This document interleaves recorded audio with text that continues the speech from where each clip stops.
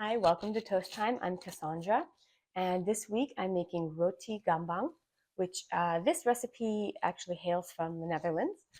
And I cannot believe this is our fourth to last Toast Time. All right, this is a very easy recipe. It's used a lot for breakfast. It is a sweet bread. I also have some butter I cut up, and that is softening right now, and sugar. Now, it is quite a bit of sugar. This recipe calls for palm sugar, although I don't have palm sugar. I did have coconut sugar, which is a very close replacement. This is going to be a little bit more earthy, but it'll still be sweet. The first thing we need to do is I have water over here and my pan, a little pot. So I'm going to do this and get the sugars and the water boiling. They'll be boiling, and then we turn it off and let it cool before we start mixing it in with the dry ingredients. But I'm going to start putting the dry ingredients together while that water heats up. And so it's everything except for we don't do the butter yet. This goes into there, and not sesame seeds. So this whole lineup right here is going to go in with the all-purpose flour.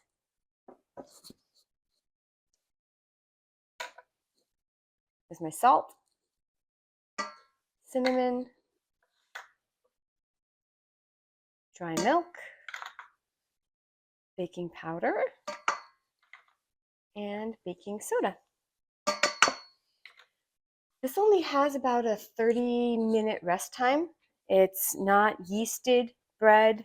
We're not waiting for it to rise, we're just letting it kind of rest a bit and kind of come together. Mix this all together here. And then grab another one of these. I'm going to put the sugar into the water that's heating up. It looks pretty too. It's the coconut sugar and white regular granulated sugar. It's only 50 grams of this, but I did it on the top so you can see the different types. All right. Let that dissolve, come to a boil, then I'll turn it off and let it cool, and we can mix it all together. All right, that's all set. I'm going to grab this. It's still warm, but it's cooled down a bit. And going to put it into the dry ingredients.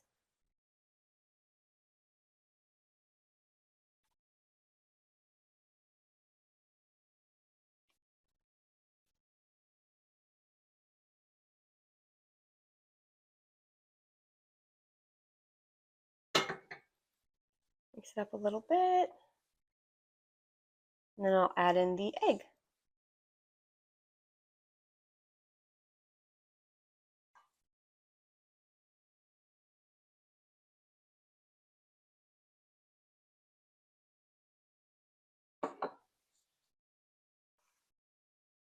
That cinnamon is giving a really strong smell.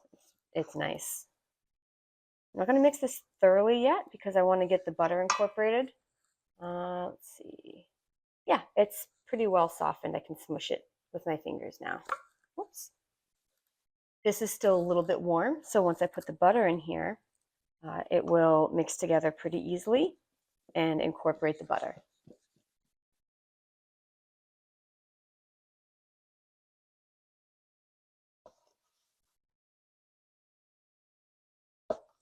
Almost there.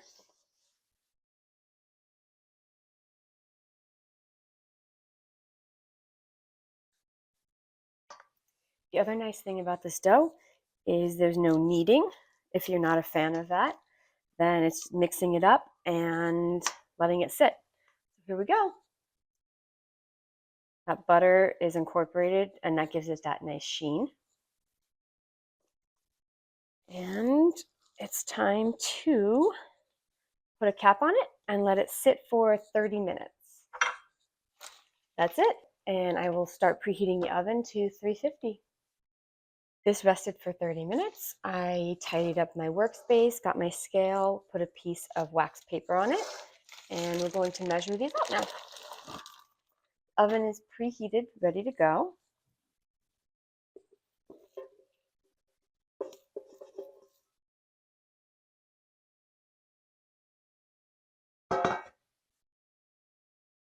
Let's see how this dough feels. It looks a little slimy, but it's okay. Ooh, it feels cool. All right, great. I'm just going to make sure it's all works together. Nice. All right. Oh, let's see here. 50 grams is what we're going for. Way too big. Okay.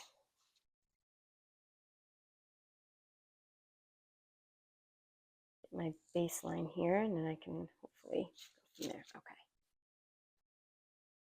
So it's about a little bit bigger than a golf ball. And I'm going to go with that idea.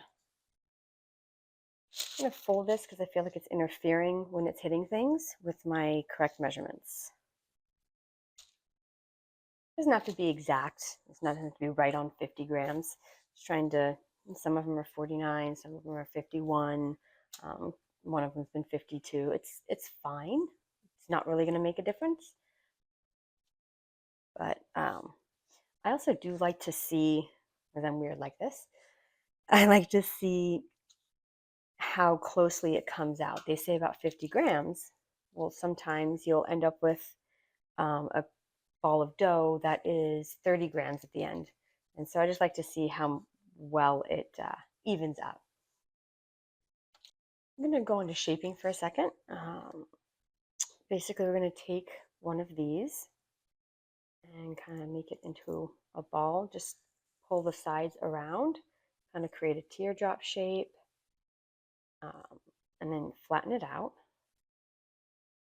And you're going to fold in, like a rectangle, fold in this part, and then kind of roll it up. These are going to be pretty small.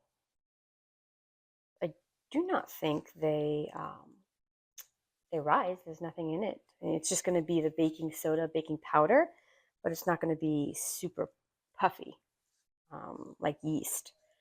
I'm going to go with that, and you just kind of make it into a log shape. Make sure the ends look nice and tidy, and we'll put it on here.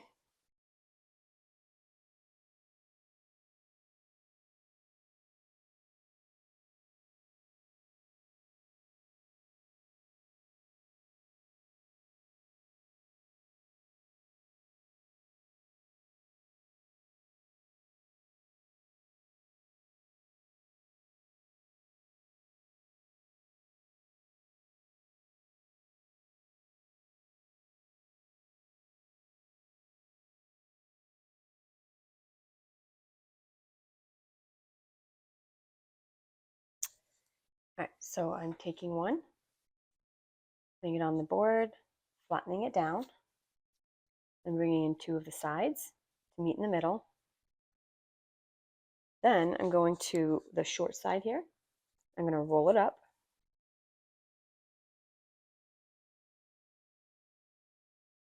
And roll it out into a log shape. Tidy up the ends. Okay. And that's my shape. And I don't have any flour on the board. That butter that went into here really makes it so that it's not doing any sticking whatsoever. All right, I'm gonna finish these up, and then we'll move on to the coating and baking. All right, crazy as it is to say this, we're almost done. I've shaped all of these. I have a bowl, it's just some water in here. I'm gonna brush it on top.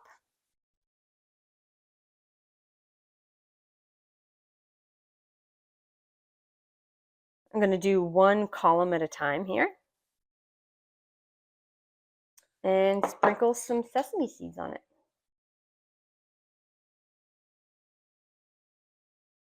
And I'm going to pat them down just a little bit to make sure they stick well, although they're actually doing a very good job themselves.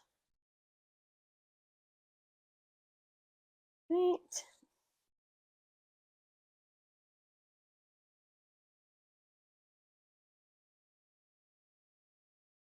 I'm going to go down the rest of these and finish the sesame seeds. Then I'll put it in the oven for 30 minutes and we can do our taste test. These did almost a full 30. I took them out at about 28 minutes or so. And this is how they look. They got nice and toasty brown. And it was interesting because when they started cooking, it kind of looked like a shrivelly outside. And then when it started rising inside, it became much smoother. So it looks pretty now. And, ooh, it's still steaming a bit, but it has a nice crumb in there, it looks like. It smells really good. All right.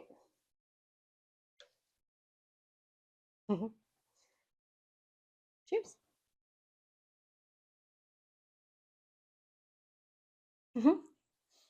That's really good, especially for not yeasted bread. The baking soda and baking powder leavened it really well. The flavor is strong, the cinnamon, and even though it was a lot of sugar, it doesn't come across that way. Sesame seeds are subtle. It's a nice kind of after you get the big hit of cinnamon, and then you get the subtlety of the sesame seeds coming into it. This is going to be great with tea, which is normally how it's served. This is really good. Ooh, and just got like a little bit of salt there too. This is great. Very easy. It's definitely really close to a quick bread because it only has that 1 30-minute resting time. Definitely give it a go. It'd be really fun for the holidays. Thank you for joining me. Please like, subscribe, follow, check out the website, toasttime.fun, and I will see you next Toast Time.